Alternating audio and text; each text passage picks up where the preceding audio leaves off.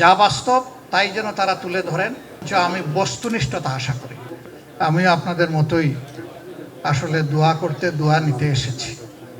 তা আমাদের সংশ্লিষ্ট মন্ত্রণালয়ের মন্ত্রী সাহেব বলেছেন তিনি সংসদের পক্ষ থেকেই অভিনন্দন জানাচ্ছেন। আমি এখন কোনটা জানাবো আমি খুঁজে পাচ্ছি না।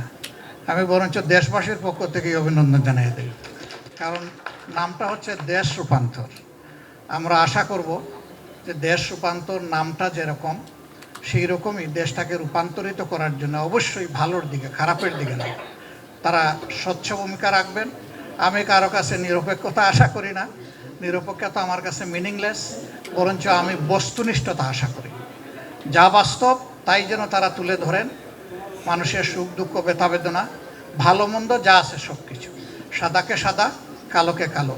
আপনাদের জন্য অনেক দোয়া।